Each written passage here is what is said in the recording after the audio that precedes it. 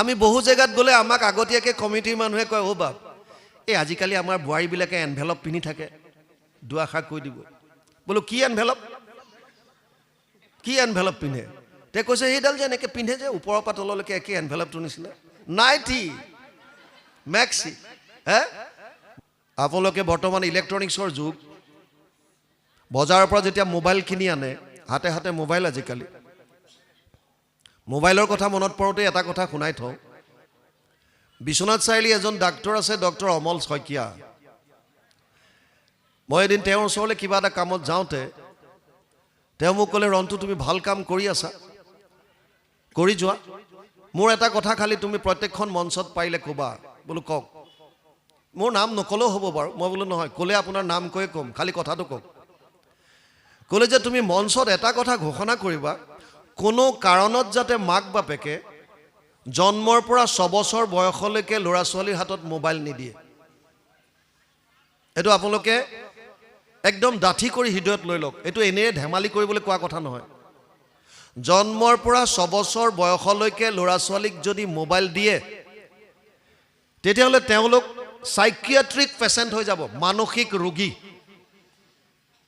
আৰু এনেকুৱা বহুত কেছ সেই ডাক্তৰজনৰ ওচৰলৈ আহিছে সেইকাৰণে তেওঁ কৈছিল যে তুমি এই কথাটো অনুগ্ৰহ কৰি ক'বা যাতে কোনো কাৰণত আপোনালোকৰ ইয়াত কেনেকুৱা নাজানো আমাৰ ফালে আকৌ বহুতে ফুটানি মাৰে আমাৰ যে ল'ৰাটোক ইয়াক একো শিকাবই নালাগে ই নিজে উলিয়াই নহয় জুবিনৰ গান হে ফুটানি মাৰে এই ফুটানি মাৰিবলগীয়া একো নাই 6 বছৰ বয়সলৈকে কোনো কাৰণত মোবাইল হাতত নিদিব যদি আপোনাৰ সন্তানটো মানসিক ৰোগী হোৱাটো বিচৰা নাই তেতিয়াহ'লে যিমানে কান্দক যিয়ে নকৰক কোনো কাৰণত মোবাইল তুলি নিদিব সিহঁতৰ যিবিলাক মাংস পেশী থাকে ব্ৰেইনৰ এইবিলাক অতি কোমল মোবাইলত যিটো মেগনেট থাকে যিটোৱে ৰিচিভ কৰে সেই ৱেববিলাক যিটোৱে ৰিচিভ কৰি আনে ইয়াত ব্ৰেইনত এফেক্ট কৰে সেইকাৰণে মানসিক ৰোগগ্ৰস্ত হৈ যায় সেইকাৰণে অনুগ্ৰহ কৰি সেইটো নিদিব কোনো কাৰণত নিদিব সেইটো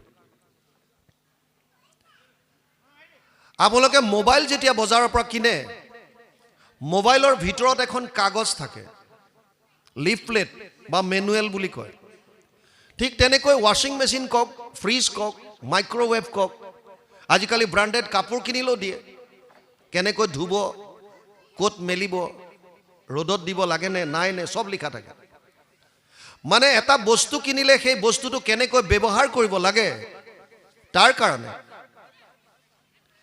আগতে আমি বুজি ল'ব লাগে কাগজখন পঢ়ি মেনুৱেল পঢ়ি বা দোকানীটোৰ পৰা হওক সেই বস্তুটো কেনেকৈ ব্যৱহাৰ কৰিব লাগে তাৰ বিষয়ে আমি বুজি ল'ব লাগে আৰু আমি বুজি লওঁ মোবাইল এটা কিনিলে তাৰ ফাংচন কি এই বস্তুখিনি বুজি লওঁ সাধাৰণ এটা বস্তু বজাৰৰ পৰা কিনি তাৰ ব্যৱহাৰৰ বিষয়ে আমি ভালদৰে বুজি লৈহে কৰোঁ তেনে ক্ষেত্ৰত দেৱৰো দুৰ্লভ ব্ৰহ্মাৰো প্ৰাৰ্থনী এই নৰতনুটো পোৱাৰ পাছত ইয়াক কেনেকৈ ব্যৱহাৰ কৰিব লাগে তাৰ কাৰণে কেতিয়াবা আপোনালোকে মেনুৱেল খুলি চাইছেনে নাই মেনুৱেল কি গম পায় নে নাই সেইটো শাস্ত্ৰৰ উত্তম যি দুখন গ্ৰন্থ কৈছে গীতা ভাগৱতৰ পৰাই গুৰুজনাই কীৰ্তন কৰিব পৰাকৈ কীৰ্তন দিছে দশমৰ পৰা দশম দিছে মহাপুৰুষ মাধৱদেৱে গীতা ভাগৱতৰ উপৰিও আৰু বিভিন্ন গ্ৰন্থৰ অতি ৰত্নৰ দৰে থকা শ্লোকবিলাক আনি ঘোষাত ৰাখিছে তেওঁ নিজাববীয়াকৈও লিখিছে আৰু ভাগৱতৰ যিবিলাক ৰত্ন সেইবিলাক বিষ্ণুপুৰী সন্ন্যাসীয়ে এখন গ্ৰন্থত ভক্তি ৰত্নাৱলী নাম দি ৰাখিছিল যিখন পাছত মহাপুৰুষ মাধৱদেৱে অনুবাদ কৰি দিছে গতিকে কীৰ্তন কওক দশম কওক ঘোষা কওক ৰত্নাৱলী কওক গীতা কওক ভাগৱত কওক এয়া হৈছে মেনুৱেল শাস্ত্ৰৰ উত্তম দুখন গীতা ভাগৱত আপোনালোকে জীৱনৰ মেনুৱেল হিচাপে লওক কিন্তু কেতিয়া পঢ়িব চাকৰি পৰা ৰিটায়াৰমেণ্ট হোৱাৰ পাছত যেতিয়া ঘৰত থাকিলে খেংখেঙাই থাকিলে কয় হে কিনো খেংখেঙাই থাকে আৰু যা সেই তাত পুথি পঢ়া হৈছে তালৈকে ওলাই নাযাওঁ কেলে সেই তেতিয়াহে আহে পঢ়িবলৈ কিন্তু প্ৰহ্লাদে তাৰ বিপৰীতে কৈছে কৌমাৰ আচৰিত প্ৰাজ্ঞ ধৰ্মান ভাগৱতানি হ কুমাৰ কালৰ পৰা যদি আপোনালোকে ল'ৰা ছোৱালীক শাস্ত্ৰৰ লগত সংগতি কৰাই দিয়ে কৃষ্ণক যদি চিনাকি কৰাই দিয়ে তেতিয়াহ'লে আপোনালোক নিৰ্ভয়ে থাকক যে আপোনালোকৰ সন্তান কোনো দিন বেয়া পথত যাব নোৱাৰে আজি অসমত সৰু সৰু চহৰবিলাকত প্ৰায়বিলাক জেগাত ৰিহেব চেণ্টাৰ খুলিবলগীয়া হৈছে ক'ৰবাত 3খন ক'ৰবাত 4খন নিচামুক্তি কেন্দ্ৰ, কাৰণ মেক্সিমাম ল'ৰা ছোৱালী ড্ৰাগছ এডিক্ট হৈ গৈছে। মই ভাবিছিলোঁ ছোৱালীৰ কাৰণে নাই নেকি, মাজতে গুৱাহাটীত এখনত যেতিয়া অ'নাৰগৰাকীক এৰেষ্ট কৰিছিল তেতিয়া গম পালোঁ যে ছোৱালীৰ কাৰণেও নিচামুক্তি কেন্দ্ৰ আছে। কিমান অধপতন, কিয় গৈছে? আধ্যাত্মিক জ্ঞান লোৱা নাই। ল'ৰা ছোৱালীক যদি ভাল কৰিব বিচাৰিছে তেতিয়াহ'লে 4 ধৰণৰ শিক্ষা তেওঁলোকক দিয়ক। প্ৰথম হৈছে নৈতিক শিক্ষা, দ্বিতীয় হৈছে সামাজিক শিক্ষা, তৃতীয় হৈছে ব্যৱসায়িক শিক্ষা, চতুৰ্থ হৈছে আধ্যাত্মিক শিক্ষা। সম্পূৰ্ণ মানৱ কৰিবৰ কাৰণে 4টা শিক্ষা ল'ৰা ছোৱালীক দিয়ক।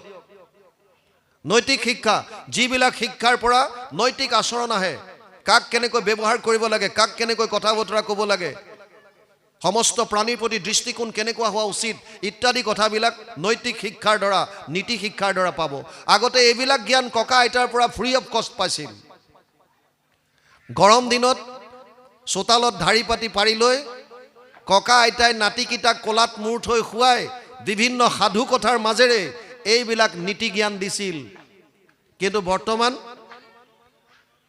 বৰ্তমান সেইটো সুযোগ নাই। মই, মোৰ পত্নী, মোৰ সন্তান, আমি বেলেগ, ককা আইতাক ত্যাগ কৰিলোঁ। আৰু যদি ভাগ্যবশতঃ কোনোবা ককা আইতা লগত আছেও, তেতিয়া মোবাইলৰ পৰা ছুটি নাই। না ককা আইতাৰ আছে সময়, না নাতিৰ আছে, চব মোবাইলত ব্যস্ত। দ্বিতীয় হৈছে সামাজিক শিক্ষা। ল'ৰা ছোৱালীক সামাজিক ব্যৱস্থাৰ বিষয়ে শিকাওক।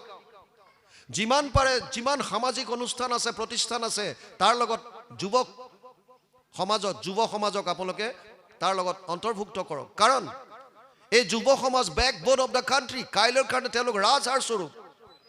যদি সামাজিক ব্যৱস্থাটো নাজানে তেতিয়াহ'লে কাইলৈ সমাজখন তেওঁলোকে ধাৰণ কৰিব নোৱাৰিব। মূলতঃ 4টা বস্তু: ভজন, ভোজন, ভাষা আৰু ভূষা। কাক ভজন কৰিব, আৰাধ্য দেৱ কোন হোৱা উচিত জানিব দিয়ক।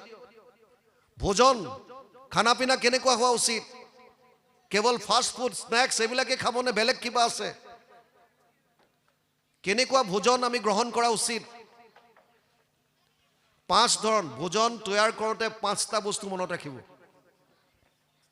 প্ৰথম কথা হৈছে ভোজনৰ কোৱালিটি। সাত্বিক প্ৰকৃতিৰ নে ৰাজসিক প্ৰকৃতিৰ নে তামসিক প্ৰকৃতিৰ ভোজন। দ্বিতীয় হৈছে যিবিলাক দ্ৰব্য ভোজন কৰিবৰ কাৰণে আনিছে, এই দ্ৰব্যবিলাক কেনেকৈ গোটাইছে। কাৰোবাৰ অন্তৰত আঘাত দি, দুৰ্নীতিৰ পইচাৰে চুৰ কৰি, কাৰোবাক দাবী ধমকি দি কেনেকৈ আনিছে দ্ৰব্যবিলাক। তৃতীয়ত হৈছে ৰন্ধন কৰোঁতে ৰান্ধনীগৰাকীয়ে কি ভাৱ লৈ পেলাই ৰন্ধন কৰিছে। ভাৱটোৰ তাত বহুত কথা থাকে। আপোনালোক তেনেকুৱা নহয়। আমাৰ ফালে আইগৰাকীয়ে যেনিবা কিবা এটা বস্তু বিচাৰিলে, বাপজনক যেনিবা কাপোৰ এযোৰে বিচাৰিলে, বাপজনে যেনিবা ক'লে যে কাপোৰ দিব নোৱাৰোঁ। তেতিয়া ৰন্ধন কৰি থাকোঁতে আপুনি বাহিৰৰ পৰাই হেতাৰ শব্দ পাই থাকিব, ঠং ঠং মাৰি থাকিব পুৰা। বুজি পাইছে নাই? ভাৱটো তেনেকুৱা হৈ যায়, পুৰা একদম খটং খটং মাৰি থাকিব। তাৰমানে গম পাব যে এইটো পুৰা অতি খঙত আছে। আকৌ তাৰপিছত আপুনি ভোজন বনালে, বনাই পেলাই যেতিয়া খাবৰ কাৰণে আগবঢ়াই দিব, তেতিয়া কেনেকৈ দিছে। আপোনালোকৰ ইয়াত তেনেকুৱা নহয়। আমাৰ ফালে যদি সেই তেনেকৈ কিবা বিচৰা বস্তু নেপালে, তেতিয়া ডাইৰেক্ট লিংকত নেমাতে, এই ল'ৰা বাপেৰক ক ভাত দিছোঁ খাই যাওক। সেইটো লাভ নাই। আপোনালোকে যেতিয়া প্ৰসাদ দিয়ে আগবঢ়াই বিলনীয়াই, কি বুলি কয়? কৃষ্ণ। এই কৃষ্ণ বুলি আগবঢ়াই দিব। যত যিমান তাত যদি কিবা আছিলো আপোনাৰ, কৃষ্ণ শব্দ লোৱাৰ লগে লগে সমস্ত শেষ। ৰাম কৃষ্ণ নাম যিটো লয় একবাৰ, কোটি জনমৰ পাপ ভস্ম হয় তাৰ। কৃষ্ণ বুলি আগবঢ়াই দিব। আৰু যিজনে ভোজন গ্ৰহণ কৰিব সেইজনে পালে বুলিয়ে পটাপট মাৰি দিয়াটো উচিত নহয়। তেওঁ আকৌ ভগৱানক অৰ্পণ কৰিব লাগে। হে প্ৰভু, এই অন্নমুঠি তোমাৰ চৰণত অৰ্পণ কৰিলোঁ। অৱশ্যে অন্নভাগ আকৌ অৰ্পণ কৰিব পৰা বিধৰ হয় নে নহয় চাই ল'ব। সেইটো আপোনালোকে জানে। বুজি পাইছে নাই? ভগৱানে অৰ্জুনক কৈছে, অহম বৈশ্বানৰ ভূত্ব প্ৰাণী নাম দেহম আশ্ৰিত প্ৰাণ অপান সমাযুক্ত পঞ্চামন্যম চতুৰ্বিধম।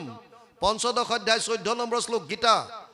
হে অৰ্জুন, মই যথৰগ্নি হিচাপে সমস্তৰ উদৰত আছোঁ, আৰু তেওঁলোকে যি 4 ধৰণৰ খাদ্য গ্ৰহণ কৰে তাক মই হজম কৰোঁ। গতিকে প্ৰত্যেকটো অন্ন যেতিয়া আপোনালোকে অন্ন গ্ৰহণ কৰে ভগৱানৰ ওচৰত অৰ্পণ কৰিব। এইটো হৈছে ভোজন। তাৰপিছত হৈছে ভাষা। সামাজিক ব্যৱস্থাৰ আন এটা বৰ বহুমূলীয়া এটা বস্তু হৈছে ভাষা। আমাৰ সমাজত বিভিন্ন ধৰণৰ খেলি মেলি সৃষ্টি হয় কেৱল বাণীৰ কাৰণে। কথা বতৰাত শুদ্ধতা নাই। এজনে কিবা এটা ক'লে তাৰ ওপৰত বেলেগ এজনে কিবা এটা ক'লে তাৰপিছত এটা কাজিয়াৰ সূত্ৰপাত হৈ যায়গৈ কেৱল ভাষাৰ কাৰণে। সেইকাৰণে গীতাত কৈছে অনুদ্বেগ কৰম বাক্যম সত্যম প্ৰিয় হিতম চ য়ৎ স্বাধ্যায় অভ্যাসনম চৈব বাংময় তপ উচ্যতে। সপ্তদশ অধ্যায় 15 নম্বৰ শ্লোক গীতা। হে অৰ্জুন, তোমাৰ বাণীৰে যাতে কাৰো অন্তৰত উদ্বেগ প্ৰকাশ নকৰে, কাকো উত্তেজিত নকৰে। আপোনাৰ কথাকেইটা যাতে সুন্দৰ হয়, সত্য হয়, প্ৰিয় হয়। অকল সত্য হ'লেও নহ'ব, প্ৰিয় হ'ব লাগিব।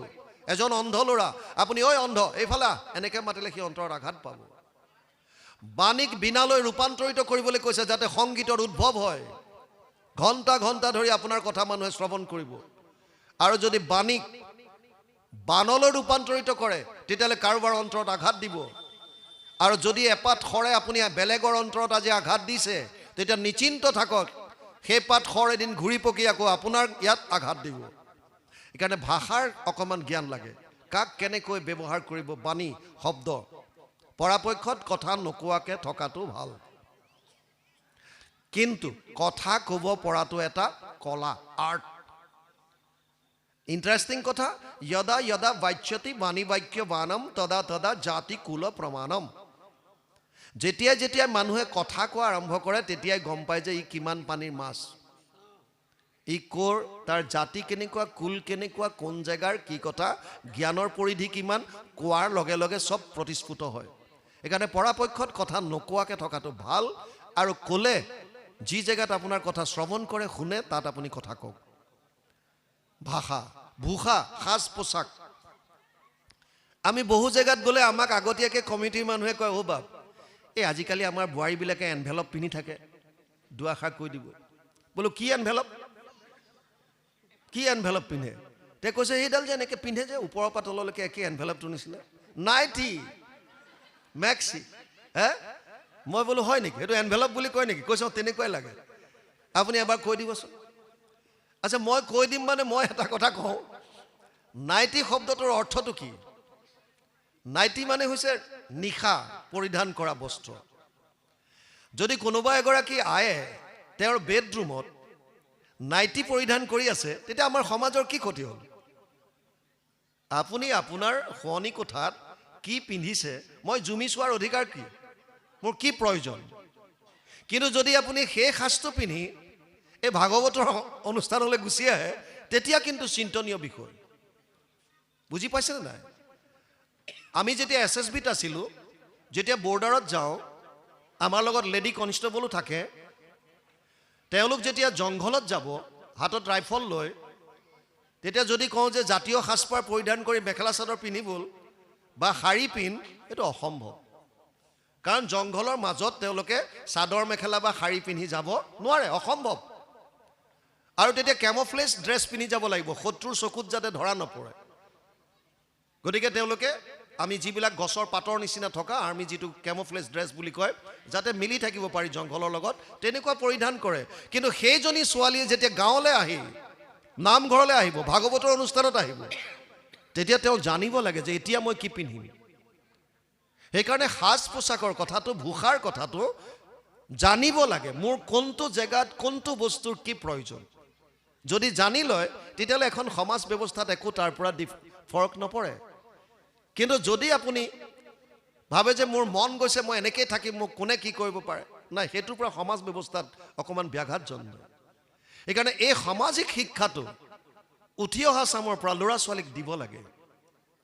তৃতীয় হৈছে ব্যৱসায়িক শিক্ষা। ব্যৱসায়িক শিক্ষা মানে স্কুল কলেজৰ পৰা ইউনিভাৰ্চিটিলৈকে যিমানবিলাক ডিগ্ৰী হাসিল কৰে এইবিলাক ব্যৱসায়িক শিক্ষা। ব্যৱসায়িক শিক্ষা আমাৰ প্ৰয়োজন আছে, যাৰ কাৰণে আজি এইটো মাইক্ৰফোন পাইছোঁ আমি, যাৰ কাৰণে এই আমাৰ কথাখিনি ইমান ডাঙৰকৈ তেওঁলোকে কৰি দিব পাৰিছে। এই লাইটটো পাইছোঁ, গাড়ী পাইছোঁ, মোবাইল পাইছোঁ।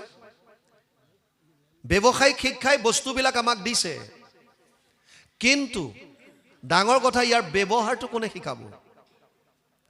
মোবাইল এটাই, এই মোবাইলৰ ওপৰত ভিত্তি কৰি ভাৰতৰ আটাইতকৈ টাফেষ্ট এক্সাম, আটাইতকৈ কঠিন পৰীক্ষা UPSC এক্সাম, UPSC পৰীক্ষা ক্ৰেক কৰা ল'ৰা ছোৱালীও আছে মোবাইল চাই চাই ইয়াত পঢ়ি পঢ়ি।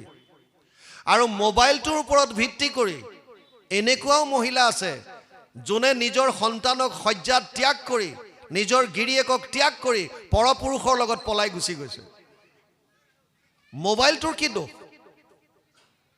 চাকু এখনেই ডাক্তৰে কোনোবা পেচেণ্টৰ পেট ফালি পেলাই অপাৰেশ্যন কৰি বচাবৰ কাৰণে ব্যৱহাৰ কৰে, আৰু একেধৰণৰ চাকু কোনোবা ডকাইতে কাৰোবাৰ ডিঙিত ৰাখি টকা পইচা লুটিবৰ কাৰণে ব্যৱহাৰ কৰে। চাকুখনৰ কি প্ৰব্লেম? সমস্যা কি? সমস্যা হৈছে ব্যৱহাৰ। আপোনাক হাত দুটা দিছে, আপুনি কৃষ্ণ বুলি কয় নে কাৰোবাক আঙুলি টুৱাই কথা কয়, এইটো আপোনাৰ কথা। আপোনাক ভৰি দুটা দিছে, আপুনি কৃষ্ণৰ স্থানত যায় নে বেশ্যালয়ত যায়, এইটো আপোনাৰ কথা, আপোনাৰ ব্যৱহাৰৰ কথা। আপোনাৰ মুখত বাণী দিছে, আপুনি কাৰোবাক আশীৰ্বাদ দিয়ে নে গালি পাৰে, এইটো আপোনাৰ ব্যৱহাৰৰ কথা। কোনে শিকাব? তাৰ কাৰণে এটা শিক্ষা আহি যায়, আধ্যাত্মিক শিক্ষা, যিটো শিক্ষাই আমাক জানিবলৈ দিয়ে যে মই আচলতে কোন, মোৰ অস্তিত্ব কি, মই যে ইমান লম্ফ জম্ফ মাৰি আছো, মোৰ কি অস্তিত্ব আছে, মই আচলতে কোন, ক'ৰ পৰা আহিলো, কি কৰা উচিত আৰু মই ক'লে যাম। এই গোটেই জ্ঞানখিনি যিটো শিক্ষাই দিব সেইটো হৈছে আধ্যাত্মিক শিক্ষা। আৰু অৰ্জুনক কৈছে অধ্যাত্ম জ্ঞান নিত্যত্বম তত্ত্ব জ্ঞানাৰ্থ দৰ্শনম এতৎ জ্ঞানম ইতি প্ৰোক্ত অজ্ঞানম যদতো অন্যথা। 13 অধ্যায় 11 নম্বৰ শ্লোক গীতা। হে অৰ্জুন, জ্ঞানৰ ভিতৰত আধ্যাত্মিক জ্ঞানহে শ্ৰেষ্ঠ, বাকী সব জ্ঞান অজ্ঞান বুলি কৈছে। কিয় কৈছে তাৰ বৰ যুক্তি আছে। মোৰ ৰঙিয়াত পোষ্টিং থাকোঁতে নলবাৰী ৰেলৱে ষ্টেচনত 2014 কথা, মই উত্তৰাখণ্ডৰ পৰা আহিছিলোঁ, ৰাণীখেতৰ পৰা ৰঙিয়াত পোষ্টিং দিলে। ৰঙিয়াত থাকোঁতে নলবাৰী ৰেলৱে ষ্টেচনত এগৰাকী বৃদ্ধা মহিলা ৰেলৱে পুলিচে উদ্ধাৰ কৰিছিল 2014, খুব সম্ভৱ ডিচেম্বৰ। আৰু ৰেলৱে পুলিচে সোধপোছ কৰি পেলাই গম পালে সেই বৃদ্ধা মহিলাগৰাকী মহাৰাষ্ট্ৰৰ ফালৰ কোনোবা এজন চিফ জাষ্টিছৰ মাক। পিতেক হৈছে চিফ জাষ্টিছ, আৰু সেই সন্তানটোৱে মাকক বৃদ্ধা অৱস্থাত আনি উত্তৰ পূব ভাৰতৰ নলবাৰীৰ নিচিনা এটা অচিনাকি ৰেলৱে ষ্টেচনত মাকক এৰি থৈ গুচি গৈছে। তেতিয়া তাৰ পৰা কি শিক্ষা হ'ল? এইটো ইমান ডিগ্ৰী লাভ কৰি কি কৰিলে? আজি 2 বছৰমান আগত যোৰহাটত এগৰাকী বৃদ্ধা মহিলা নিজৰ ৰুমৰ ভিতৰত মৰি জহি খহি কংকালডাল আছিলগৈ, কাষতে নিজৰ জীয়েক থাকে, গম নাপায়, হাইলি কোৱালিফাইড। তে সেইবিলাক কোৱালিফিকেশ্যনৰ পৰা কি লাভ হ'ব? যদি আমি জীৱন্ত অৱস্থাত বৃদ্ধ পিতৃ মাতৃক যদি শ্ৰদ্ধা কৰিব নোৱাৰোঁ, আৰু মৃত্যুৰ পাছত তেওঁলোকৰ শ্ৰাদ্ধ পাতি থাকি কি লাভ আছে? আপুনি জীৱন্ত অৱস্থাত যদি বুঢ়া মা দেউতাক যদি শুশ্ৰূষা কৰিব নোৱাৰে, শ্ৰদ্ধা কৰিব নোৱাৰে, এতিয়া সেইজন চিফ জাষ্টিছে যদি মাকৰ শ্ৰাদ্ধ পাতি থাকে, তাৰ পৰা কি লাভ হ'ব? জীৱন্ত অৱস্থাত শ্ৰদ্ধা কৰক, জীৱন্ত অৱস্থাত। আৰু এই কথাখিনি কোনে শিকাব? ভকতৰ সংগত, শাস্ত্ৰ অধ্যয়নৰ দ্বাৰা। আধ্যাত্মিক জ্ঞানে আমাক 3টা বস্তু দিয়ে। প্ৰথম হৈছে ভাৱৰ শুদ্ধতা, পিউৰিটি ইন থটছ। দ্বিতীয় হৈছে বাণীৰ পবিত্ৰতা, পিউৰিটি ইন স্পীচ। আৰু তৃতীয় হৈছে 9টা বাজি গ'ল, সামৰি দিম, কৰ্মৰ পবিত্ৰতা। 3টা বস্তু আধ্যাত্মিক শিক্ষাই দিব: ভাৱৰ পবিত্ৰতা, বাণীৰ পবিত্ৰতা, কৰ্মৰ পবিত্ৰতা। যদি এজন মানুহৰ ভাৱ শুদ্ধ হয়, কথা বতৰা যদি ভাল হয়, কৰ্ম যদি ভাল হয়, তেতিয়া তেওঁতকৈ আৰু কি লাগে? সমাজৰ এজন আদৰ্শমান ব্যক্তি।